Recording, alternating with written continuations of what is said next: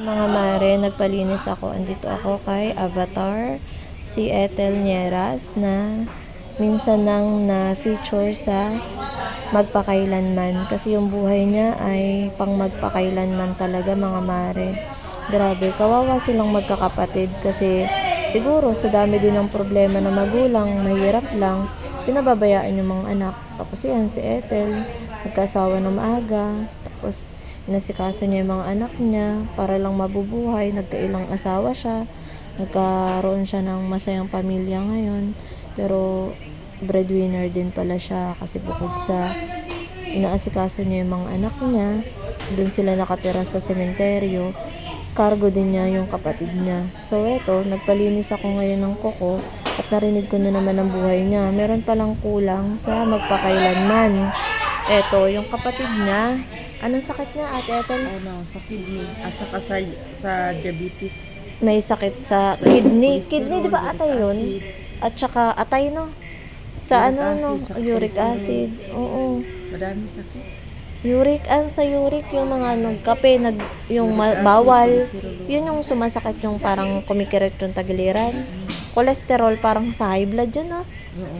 High blood, mataas din ang High blood, diabetes pa. Tapos, dahil daw inabuso yun ng, sila, child abuse ng magulang nila nung bata pa, nagkasakit ng tipos yung kapatid niya, ito siya.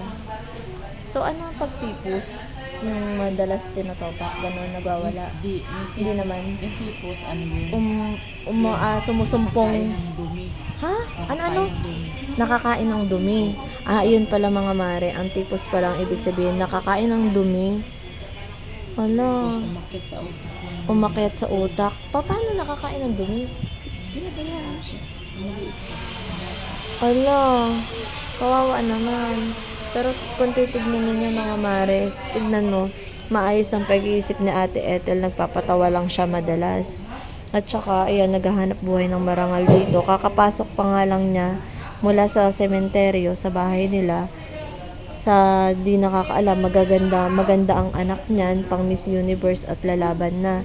Hindi mo akalain, di ba? Ayan, palinis-linis lang siya ng kuko. Tapos, ang kapatid niya pala, siya ang nagkakargo. Ayan, ako po ay nagpapa-maniped. Tapos yun, nakita ko kasi itong kapatid niya nandito sumunod. Diyos ko, kawawa naman pala ang buhay nila. Sabi ko, bakit hindi mo i-vlog? Tapos sabi ni Ethel, binablog ko naman yan eh. Siyempre yung detalyado dapat yan. May sakit sa atay. Tapos yun, may mataas ang sugar at high blood, cholesterol. Paano nyo napagamot? May follow-up check-up ba? Wala siya. Oo, tas may nagagamot na inom ng gamot. Ay, dami siya gamot. Oo, dala-dala mo ang gamot.